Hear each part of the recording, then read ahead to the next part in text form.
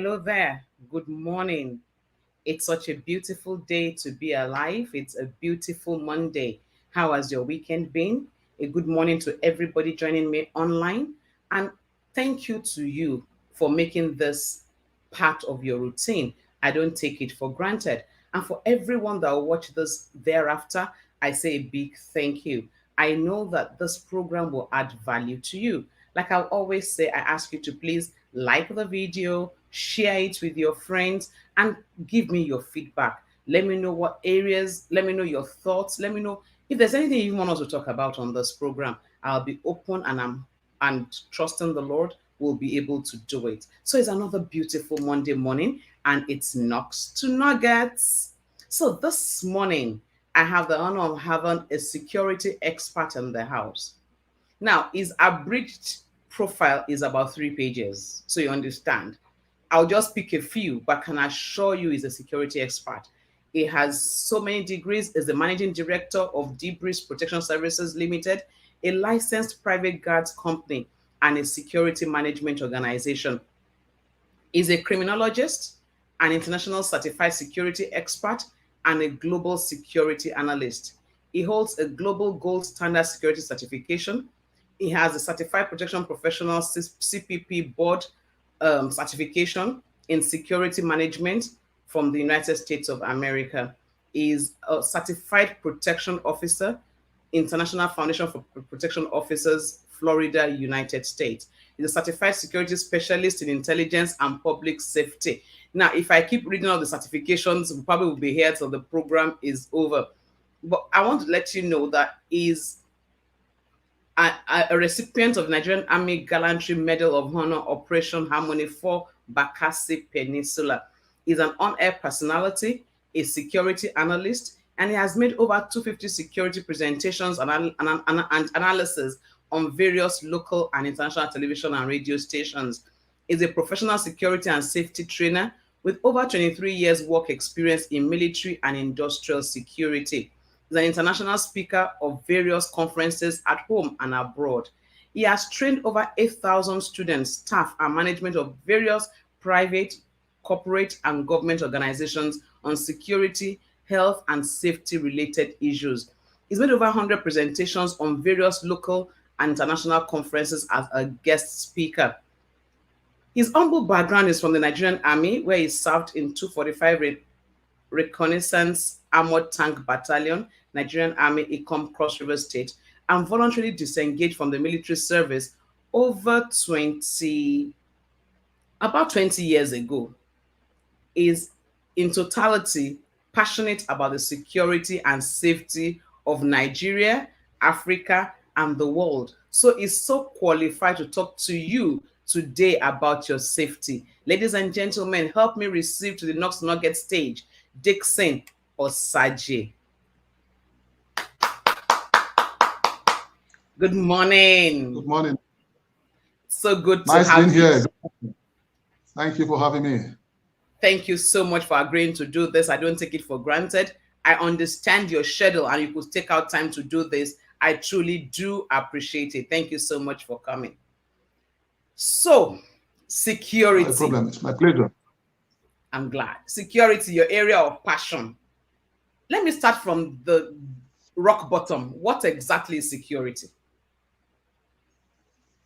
All right. If you want to ask me what exactly is security, because if you are looking at security, we can look at it from the academic definition and also from the consciousness and awareness part of it. But from the academic definition, simply put, security is in totality the freedom from danger and loss, Freedom from danger in the sense that anything that poses threats to you, yourself, your family, business, is danger. And it's also a prevention from loss, anything that has decrease or reduction in value.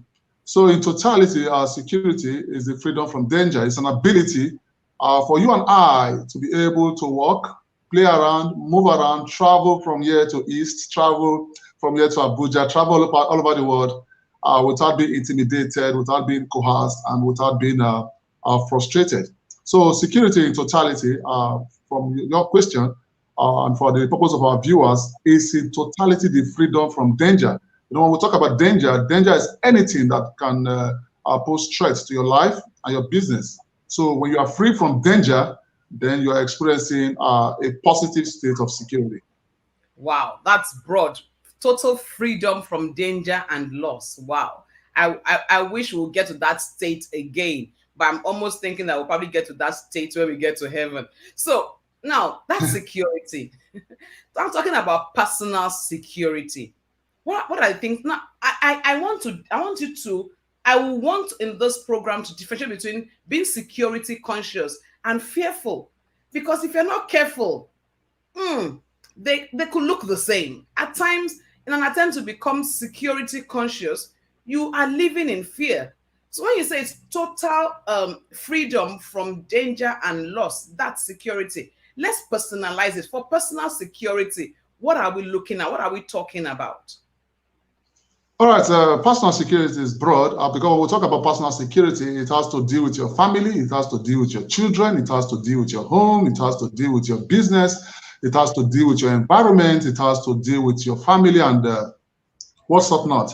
But when we talk about personal security, is that steps that you and I take to ensure that we do not fall prey in the line of the criminal elements. So for me, I would say that for us to achieve an effective personal security, we must first of all have a state of consciousness. Without having a state of consciousness, you can't achieve anything security or personal security. So for us to achieve personal security, first of all, you need to arrive at a stage of consciousness. You know, being aware of what is happening within your environment, being aware about security threats hovering within the state or within your environment, being aware about the imminent danger, being aware about government regulations and instructions, being aware about the imminent threat in your environment, and also getting to know the state and rate of security within your environment. So that has to do with our state of consciousness, and also our state of security awareness. So the state of security consciousness and the state of the state of security consciousness and the state of security awareness, when you bring those two together, you're being conscious and you have awareness. Awareness is what we're talking about today, you and I. We just told the viewers what security is all about, and they understand what security is all about. So now we need to let them know why do we need security? What are the costs of insecurity? And what are the security threats? Now, if you ask me, Dickson, why do we need security? Basically, I will tell you that the reason why you and I need security is for the avoidance of loss and the promotion of productivity. Sometimes, if you don't have security, just like, for example, in the last NSAS movement, you could see what transpired, what went wrong in Lagos and other part of the state. There was no productivity. A lot of people were working from home because they were scared to move around from their place of work and to other places. So, the cost of insecurity, the reason why we need security is for promotion of productivity, prevention of losses, and protection of lives and property, because the supreme cost of insecurity is death. So when you say, Dickson, what security? I have said security is the totality, the freedom from danger. Then why do we need security? We need security for productivity, promotion of safety. Wow. We need security for productivity, for promotion of safety, and prevention of loss.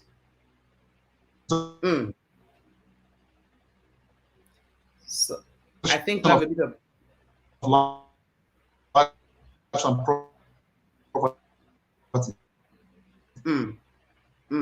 Then what are the security threats? Because basically, when you know what security is,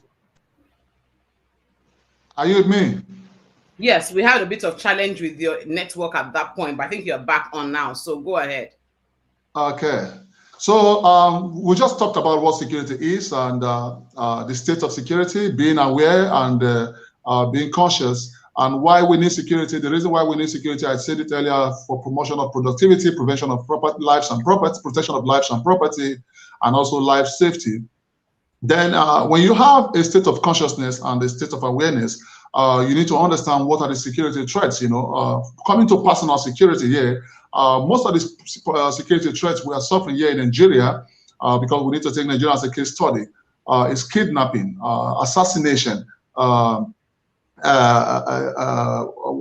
robbery, and other security threats, pickpockets, and a lot of stuff happening in Nigeria. So those are the security threats, like bombing, and the movement of IEDs by this criminal element. So the reason why we need security, the cost of insecurity is very, very expensive, because when we talk about the cost of insecurity, most people think our security is expensive.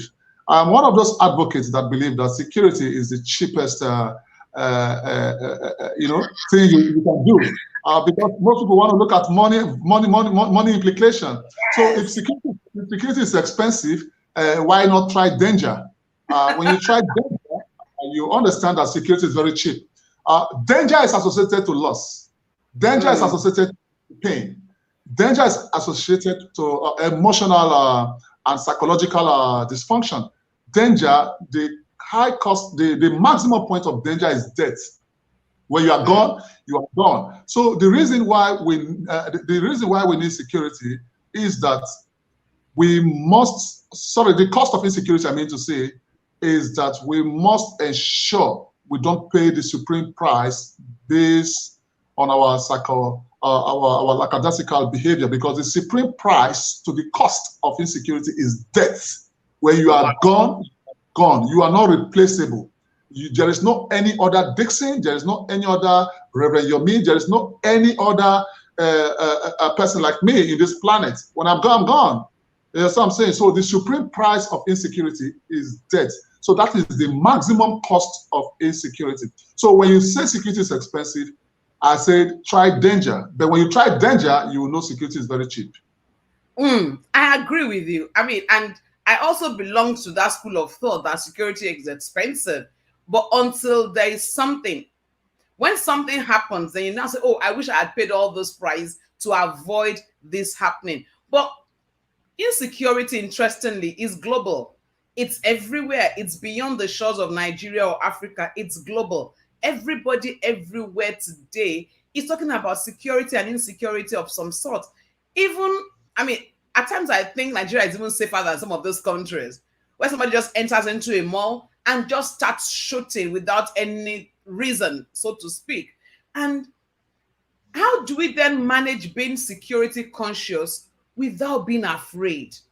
Because it's possible to just suddenly become very paranoid. Everywhere you go, you are looking to the left, you're looking to the right, you are hoping somebody is not following you. It's like you're everywhere. How do you ensure that in being security conscious, you are also not afraid? All right, thank you very much. This is a very, very intelligent question. You see, like you rightly said, there are various threats all over the world. I agree, because the truth is, crime will never be eliminated till the end of time. We are going to live with crime. We are going to stay with crime. We are going to experience danger day to day. It's part of life. That is the reality of life. We can't just think that if we travel from Nigeria, we'll arrive at safety in America or somewhere else. Now, the core essence of security is to reduce the state of danger to as low as reasonably acceptable. Reducing it in the sense that if the crime rate in Lagos, for example, is 80%, definitely the people of Lagos, 80% of people within Lagos metropolis will live in a state of fear. And when you live in a state of fear, security has been defeated. Because I told you, security is the freedom from danger. You understand? And when you live in a state of fear, security has been defeated, And that is why sometimes you directly talk about, go somewhere and you're looking right, looking left. That is where security awareness comes to play. Before you leave your state, maybe you want to leave Lagos now and you are going to Abuja, you need to have carry out an assessment about the happenings in Abuja. Don't just leave your home and you are going somewhere without checking the daily papers, without checking daily news, without getting to know what are the imminent dangers in your perceived location in case you are traveling. So you must get to know your location, where you are going, understand the crime rate in that area, the police in that area, their response time. And definitely, in America, for example, if an incident transpired, the response time is very swift, and that's Yeah. why security is very good. When you have a good response time, you'll be able to mitigate such. So as individuals, coming down to our own personal security, we must be very careful wherever we are. And sometimes most of the crime associated, like you talk about in a mall, you come across people just shooting. That is known as active shooter. An active shooter just come in a mall, go to a school, primary or secondary school or university, pick up the gun and begins to shoot. Now, when you find yourself in such a situation, you must be very, very careful. There are you only have 3 rules to play yourself in such kind of situation. You either run, hide, fight back. Now, I'm not asking you to go and fight back to play a hero. That could be detrimental. The reason why you need to run is there an opportunity for you to run from that danger, from that threat? If there's an opportunity for you to run, take a flight. You hear me? Take a flight. Don't take a fight. Now, if you don't have an opportunity to run, then you. And most times, I tell people that, like when I was in the military, they taught us how to hide from gunshot or how to hide from the enemy. Or cover from fire and cover from view. Are you with me? Now, Yeah. when we talk about cover from fire, simply means cover from the power of the gun. Now, when I do like this, am I covering from fire? Can you see me? No. Or you can't see me? Now, if you shoot at this very cover, will it penetrate me? Yeah. It will. It will penetrate. It will penetrate me because this hand fan Yes. does not have the capacity to withhold the pressure of a bullet. So this is not cover Yeah. from fire. It is cover from view. You can't see me, but when you shoot at this, you'll be able to get me. Now, Yes. when you break something very hard like this, and I cover myself, this will reduce the pressure of the bullet. Even if the bullet is going to penetrate this metal, the impact on me or in my body, on my body, will be reduced. So this is called cover from fire. Now, what am I trying to talk about? Cover from fire and cover from view. Cover from fire is a cover like the wall you are seeing here. If I hide at this wall and you are shooting from outside, you can't penetrate me. This wall is a typical example of cover from fire. Don't go and hide yourself in a mall looking for a basket to go and hide in a basket or hide under the chocolate shave or something and be eating chocolate. No, you must hide from fire. Hiding from fire means any object that the bullets cannot penetrate. So don't hide from view. You hide from view, it's okay, the criminal will not see you. But what if the criminal decide to shoot sporadically? That means the bullet will strike you. So that is one of the another second objective for you to hide. If you cannot run, then you hide.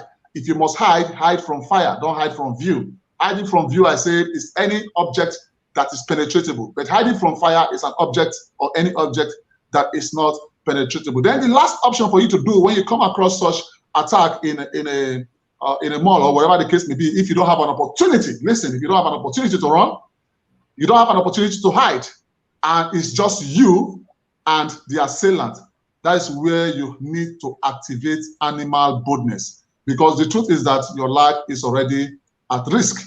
If you don't act, you will die. If you act, you might survive or you will definitely die. So what do? You definitely have to act. Act in the sense that you need to, try all you could. Sometimes when you come under such kind of threat, you'll be surprised where your strength and energy will come from. So those 3 points I just gave in the area of active shooter is for you to run, hide, or fight back. Fighting back is the last resort, not the first resort. Hiding is the first resort. Running is the first resort you have. You have an opportunity to run. Hiding is the second resort, while fighting back is the last resort. So that is the area of personal security when you find yourself in a public shooting or in a shop shooting. Wow. Everybody prays that would never get into such a thing. Everybody prays that would never get there. But it happens. So when it happens, this is just an information for you to have at your fingertips. Run, hide, Worst case scenario, last port of call, fight back. But yes, all of this happens. As believers, we pray. But the Bible says, watch and pray. So somebody might be there saying, why talk about security? I'm fasting, I'm praying, and I'm trusting the Lord. No evil will befall me. We agree. No evil will befall you, but no harm having knowledge. You need to know. Know and pray you don't need to use it. But if you then need to use it, then you know what to do. Back again to security issues. I know we have said security is not expensive when you consider what insecurity can lead to. Now, as Yeah. an individual, what is the before I take this question that's on the screen, as an individual, what is the basic minimum you need to do for personal security? That is security consciousness. That is the basic minimum. Security consciousness. Sometimes maybe you live within an environment or within an estate. I have seen people not even contributing to the security development in their various estates. That is very wrong. You need to know what is happening within your estate. You need to know the security threat. You need to also know how to put in your security mechanism in place. For example, if I live in a Bagada estate, for example, I participate in the security meetings, weekly security meetings. Most people don't go for security meetings. It is only in that security meetings you get to know the crime rate within your environment, what transpired in environment A or environment B. When you have those information, that gives you a state of consciousness to apply your security defense mechanism. Now, coming to your question that what is the best or the minimum somebody can do is for you to be conscious. You have to be conscious. You need to have a state of consciousness. Understand your environment. That's what we call streetwise. Be streetwise. Streetwise in the sense that understand the area boys within your environment if there is. Understand the people along your street. Each time you are going home, use your eyes to count the houses in your street. Know your neighbors. Know the people you are dealing with. If you are being streetwise, you will be able to mitigate the threat that might come your way. And also, you must also understand that when you're going to work, most people, they always take one route going to work. It's very, very wrong for you to always take a route. Like me, if I'm going to work, the place, the route I took going to work, I don't take it coming back. I take a different route because the essence why most of these criminals succeed is that they carry out surveillance against you and I. No criminal just come and strike your house by day. No, they would have carried out patiently, carry out surveillance. What is surveillance? Surveillance is an avenue in which you observe, you monitor, and you check the activities of your victim and get to know the time, place, and where to strike. So you must be conscious about your movement. Watch your back when you are driving. Look at the person next following you. If you observe that a car has been following you, you take right, it follows right. You take left, it follows left. It goes straight, it goes straight. That is a sign of danger. You just have to pull over to the nearest police station. If you are going to work, you took Bagada Expressway. If you are coming back, you can take if you are going to work, you take Bagada Expressway. If you are coming back, you can take Ikorodu Express Road. Don't allow the criminal to, identify your vulnerability, because your vulnerability is the enemy's opportunity. You must not give the enemy an opportunity to strike at you. You must cut off the opportunity. Every crime that happens in the space of time or in any environment has an opportunity to play. Because when you look at the triangle of crime, the first point in the edge of the triangle is the item the criminal want to take. Are you with me? The second point angle of the triangle is the opportunity. Are you with me? So, and the third point is the escape route or the availability, I mean to say, of that crime. What I'm trying to say is this: if we have a triangle, the edge, are you with me, is the item, because criminals don't come to your house to come and carry out praise and worship. Is except some guys that went to rob. They never knew that there are military men in the house. Immediately they jumped in, they saw military men, they all went on their knee and started praise and worship. You are worthy, Lord, worthy, you are worthy, Lord, worthy, because they know they've met their water load. The military men say, okay, when you are done with the praise and worship, stand up. What are you doing here? So most of these guys, they carry out surveillance, haven't carried out surveillance, they get to know your weak points. That's your vulnerability, and that is why you must always carry out a personal risk assessment. We'll talk about risk. Risk is the potential for loss. The potential for loss. The possibility of loss. That is what risk stands for. And criminals exploit your vulnerability, because without vulnerability, a criminal cannot succeed in their activity. So you must ensure that your vulnerability does not become the criminal opportunity. Criminals only need an opportunity. Those days when we were growing up, they say 99 days for the thief, 1 day for the owner. That is the wrong adage. It's not, because if the thief attack you 99 days, you are dead. You are gone. So it's 99 days for the owner, 1 day for the thief. Yeah, that day for that thief is the day the thief had an opportunity to strike you. So as individuals, you must be very careful. Don't allow your vulnerability to be the opportunity of the criminal. The opportunity.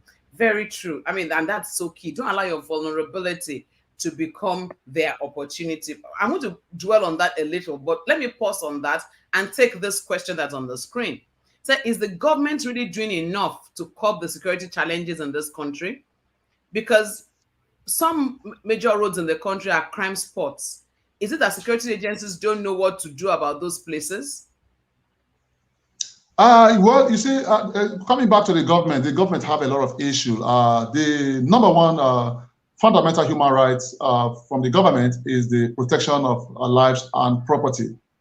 And when you look into the social contract, you and I, we have a social contract, an unwritten social contract with the government. The reason why we have an unwritten social contract with the government is that the government needs to give you security, the government needs to give you education, the government needs to give you safety, the government needs to give you employment.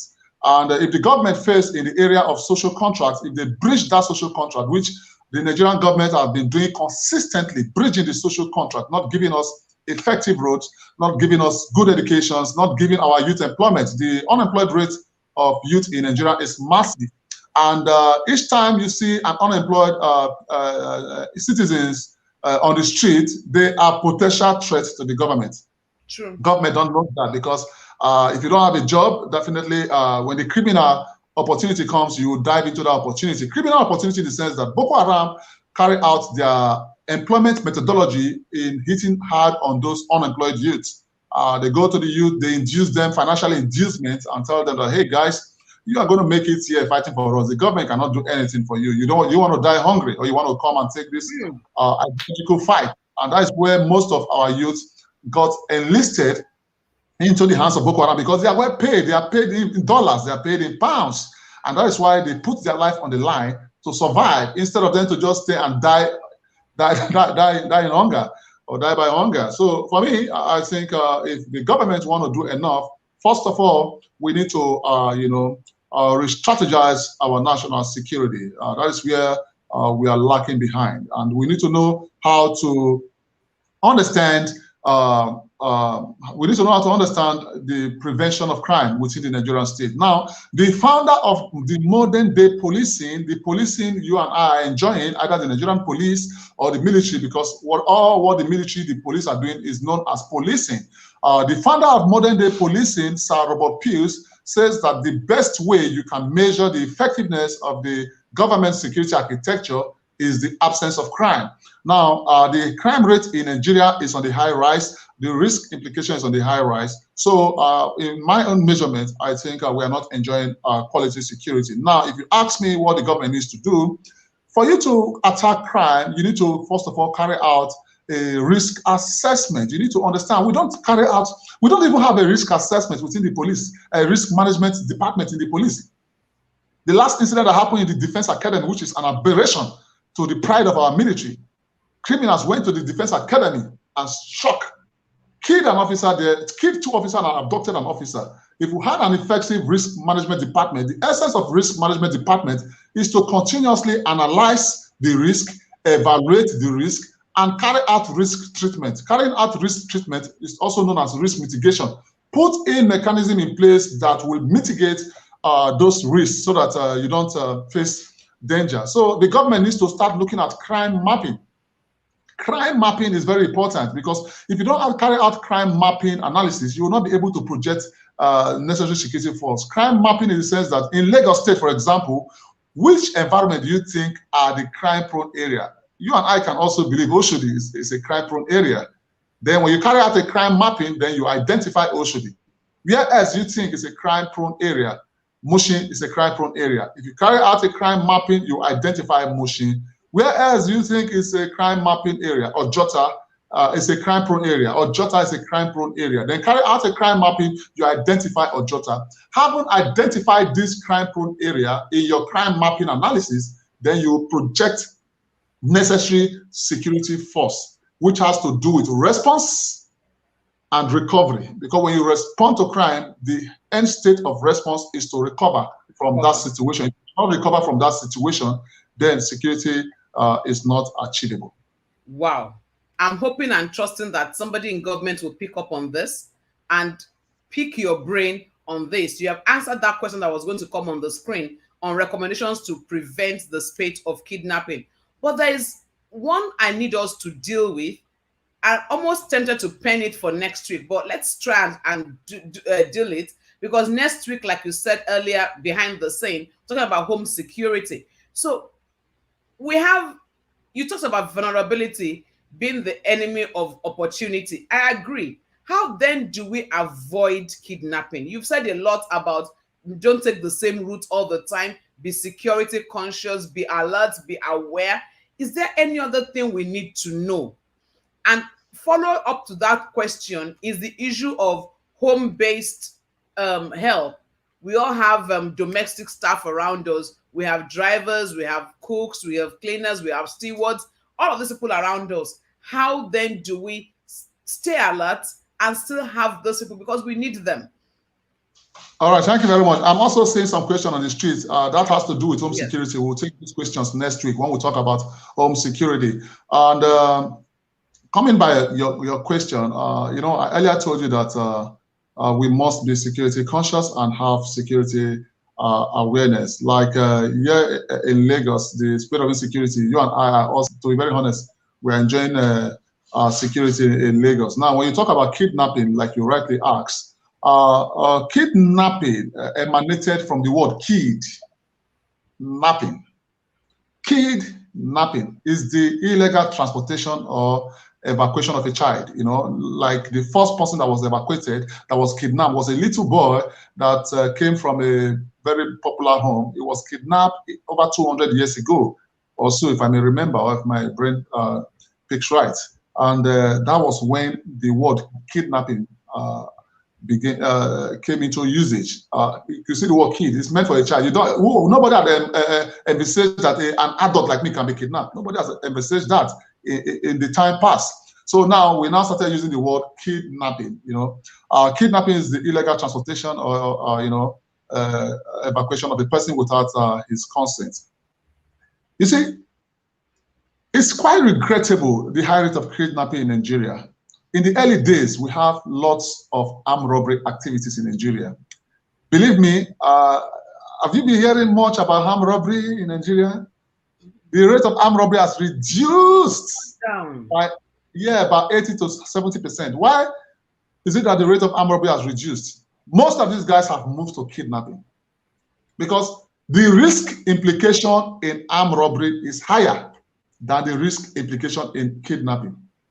Why did I say so? Before you carry out an armed robbery activity, you must have assembled the men, have the bullets, have the gun, carry out surveillance on the target, maybe a bank or a home, for example. Then you go and strike. Now, the possibility of loss is present in armed robbery. Possibility of loss in the sense that on both sides, the armed robbers might lose their life while they are carrying out that action, and the victims might also lose their life or lose financial, lose money or whatever the case may be. So now people got to know that the risk in armed robbery is too high. Say, man, what do you need to do? If you are just driving around, you just observe one big man that just come down from his car and wants to get something. You just pick him up, put him in your boot, and drive away. And you'll be asking for 10 million. Sometimes you go and rob a bank, you might not see 10 million. Everything is in a chef. And criminals don't like delay. So before you start breaking those shares, time is going, time is going. So when during the crime progress, police might respond. That is talking about armed robbery. But yeah, in kidnapping, you just need to be monitoring your victim, keep monitoring, then you pick him up. Now, how did we arrive at the high rate of insecurity, the high rate of kidnapping in Nigeria? The high rate of kidnapping in Nigeria, the kidnap market began taking the boom at the arrest of Evans. You know Evans, the kidnapper? Yeah. Now, when Evans was arrested, the media house and the police played a big role in the high rate of kidnapping now in Nigeria, because the media house gave Evans publicity. And Wow. what happened was, we're calling Evans billionaire kidnapper. Billionaire kidnapper. Just imagine I am jobless and I'm hearing that Evans made about, I'm listening to you now, and you are telling me that Evans has been arrested for kidnapping XYZ. He made about 2 billion. What? My head will blow off. I will be thinking about the next person I will go and kidnap. So the arrest of Evans enlisted many kidnappers here in Nigeria. People got to know that you can make more money in kidnapping. The Nigerian police PRO, public relations officer, did a bad job at the arrest of Evans, because the Nigerian police must be very careful not to receive praises. The essence of police is not for you to receive praise. The essence of police is for you to protect the people and give them safety and comfort, not for you to receive praise. No, you don't need praise. That's why if you travel to places like London or America, they don't need praise. And that's why you see them, they will continue following a crime actor for more than 10, 20 years. They don't need praise. So when Evans was arrested, the PRO, they came on board, they started talking that Evans was arrested, he made billions. No, all those technicalities, all those informations are supposed to be meant for the training academy. Tell the people in the training academy, this is what to do, these are the strategy. But when you come on air and start telling criminals, telling the Nigerian world, Nigerian public how criminals operate, the criminal market will expand, because we have a lot of jobless youth, and they will start going into kidnapping. They will start going into picking up human beings. So that was the bad job the Nigerian police did. I have said this many times, both on international and local TV. So they did a very bad job. That was how the kidnap market took a boom, and a lot of people started migrating from armed robbery to kidnapping, and here we are suffering from the highest rate of kidnapping. So if you want to ask me, how do you prevent yourself from kidnapping? First of all, you need to carry out a self-assessment. How do you look going out? Do you put on golds and jewelry when you want to go out? Because putting on gold and jewelry is not for any kind of events. Because even, let me tell you the truth, most of these kidnappers, they go to events, they attend events, they spy on their potential victims. When they see you coming with big car, they try to trace you. Some of them spy on their victim on Facebook. That's why whenever you are traveling, whenever you are on holiday, you don't need to tell the world on Facebook. The Facebook is a threat market. When anything you put out there on Facebook, you are putting yourself in danger. So kidnapping took the boom at the arrest of Evans. And sometimes when you carry out kidnapping, like last time, a pastor and his wife were kidnapped at Agege area, and they demanded for 50 million naira. Which of the Nigerian bank will you go and pick 50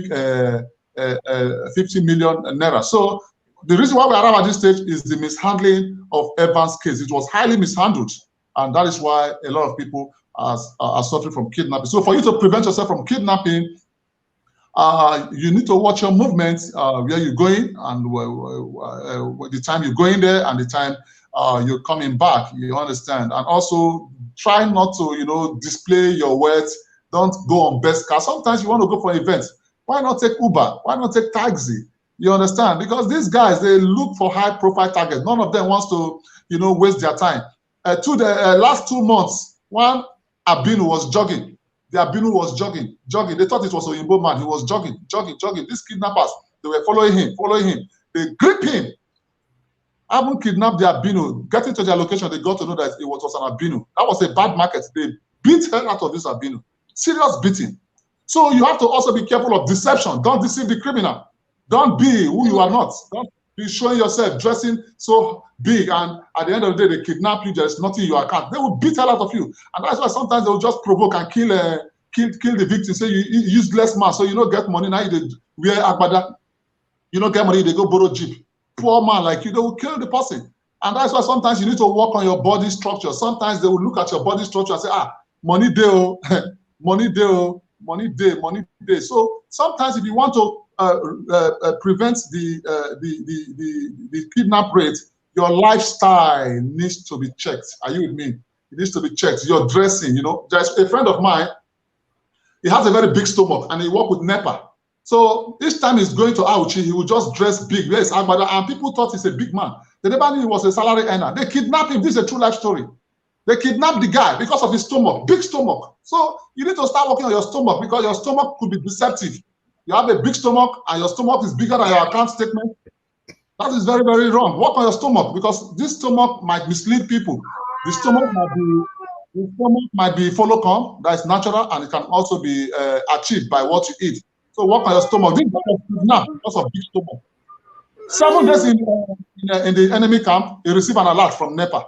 And he showed them, say, see, I'm on NEPA, they work, I don't receive alert. And they saw it 82,000 naira per month. And they told him that, so you the salary earner, now you they come village, they can't do big man every time. They beat hell out of him before they released him. So mind the way you dress, check out your appearance, check your lifestyle. Don't dress to impress anybody. Don't dress to impress anybody. Each time you dress to impress people, you are also impressing the criminals. Each time you impress people, you are also impressing criminals. Wow. Our last question before we call it a day today is this, because next week we're talking about home security, so I want to take this out of the way before we get there. It says, it seems this must be a work for government. Then, Mr. Dickson, is there anything ordinary citizens like us can do to help the situation? And that question is referring to crime mapping. Is there anything we can do to help the situation? Is there anything we can do to help in this security issues? Yes, we have a lot of things to do to help in these security issues. There is what we call crime prevention through environmental design. Take, for example, now, Banana Island, they are practicing crime prevention through environmental design. Before you can get into Banana Island, you pass through access control, you pass through perimeter fence, and you pass through clearance. That is what we call crime prevention through environmental design. So for the fact that the police are doing their best, we should not depend on the police. We should not depend on the government. When you are gone, like I rightly said. Your life is very important. You need to protect your life. You need to protect your environment. So community needs to start coming together and carry out a crime prevention through environmental design. That is carrying out their own community security. If you go to Osborne, for example, they are practicing crime prevention through environmental design. If you go to Dolphin Estate, they are practicing crime prevention through environmental design. So like all these estates you see, they are known as crime prevention. Though they don't know, but they are practicing crime prevention through environmental design. Now, another way we can also help the government is that when you see something, say something. Try to tell the government what you see, what is happening within your environment. Most people don't trust the police any longer, and I don't blame them because we have moles in the police. When you go and give some of them information, the information will get to the public. You also need to carry out a security education. Security education is very, very important. You understand? Try to educate the people, and also don't bring up a child you cannot take good care of, because a potential child that is on the street jobless, a child that is on the street jobless is a potential threat to the government. My father have 11 children, and we are all alive. 9 of us are alive now, 2 are gone, and we're all doing fine. Everyone have cool-headed. We're all cool-headed. My father was a soldier. He has 3 sons. He has 4 sons. Myself, my elder brother, and my younger brother. He enlisted 3 of us as soldiers to serve our great nation, to protect the territorial integrity of Nigeria. So in a family, we have 4 soldiers. What are you doing to support the state of insecurity in Nigeria? Do you have a child that you can send out there? You complain, Nigerian police, stupid, idiot, Nigerian army, idiot. Have you sent your child to go and put on that uniform as a pride to protect the sovereignty of Nigeria? What have you done? If my father can serve the Nigerian army for 37 years because he joined the Nigerian army in 1967. He fought the Civil War, he fought the Liberian War, he fought the Sierra Leone War, and he's an instructor who has trained over 500,000 soldiers from 1967 to date, enlisted his 3 children. And the only thing my father told me about Nigeria is that whenever anything happens in Nigeria, we should be prepared to fight. What are you telling your children about Nigeria? What are you telling your families about Nigeria? We have been saying so many negative things about Nigeria, and that's not good for the children. Their consumption. They don't when you start, like maybe husband and wife say, this country bad, oh, very useless country. This child will grow up and hate Nigeria. That is where they will also breach the social contract. Each time you see criminals going to rob or stealing or killing, they are also breaching the social contract, because the social contract is for the government to give you basic amenities, give you security, while you in turn be a good citizen. Now, since the government are unable to protect Nigerians, unable to protect the citizens, then they will experience the breach of the social contract. So we need to look at also creating institutions that will be taking care of those children on the street. If you go to Lekki, for example, you see a lot of children, small kids. They are begging. They're supposed to be in school, but they are begging. Government are not doing anything. State governors drive by, councillors drive by, commissioners drive by. I can't drive by as a commissioner and I see a child on the street hawking. We need to start looking at parental absenteeism. Don't bring up a child that will constitute nuisance to the state. Well, we need to also establish an institution like Ministry of Homes. I've suggested that to the government. They should establish Ministry of Homes, whereby they take those child that are not well taken care of by their family, seize them from their family. In the UK, if you don't take care of a child, the government will take it from you and you become government child. So government should start looking at adopting children that are potential threat to the society. Wow, that's a textbook full. That's so much information there, but so true. Thank you so much. Now you have landed it again, putting the responsibility on us technically to also play our part. Last week we were talking about politics, and the bottom line was we must play our part. We can't fold our hands and be the armchair critic, seeing everything that is wrong and doing nothing. So if you're out there and you have a growing child that shows interest in military, support the child. All of us want our children to be engineers, ambassadors. Nobody wants their children to be policemen and policewomen. But until we all get our hands in the mud, roll our sleeves and get to work, we cannot expect to see the Nigeria of our dreams. You landed it again, throwing responsibility on us to also watch our words. Don't fill your children with negativity about the country. They will grow up hating the country. One of the things I found out in the developed countries is pride in the citizens. They love their country. They are proud of their country. We also have to get to that point where we truly love Nigeria and we are proud of the nation called Nigeria. Thank you so much, Dickson. I will not take your last words here. I will put a pause till we'll come together next week, Monday. The way we are going, might be doing 3 editions, but let's come to next week, Monday. We'll look at home security. I'll be taking it off from where you have stopped. You landed on home. How are we raising our children? What are we telling our children? And we'll take it from there and talk about home security. Once again, thank you so much for this enlightening session. Very, very educative. God bless you. Thank you very much for having me. It's a pleasure. Thank you. Wow, that was something. In fact, it's a wow. Thank you again to Dickson. And to everybody on the call. And for those that will watch thereafter, thank you for giving me a share of your time to look at this very important topic, personal security. Next week, Monday, we're talking about home security. And I look forward to having you also on that call. Call up your friends, share this video, let people know that there's something called Knocks to Nugget. And I know that next week, you'll be hitting down at us, our home.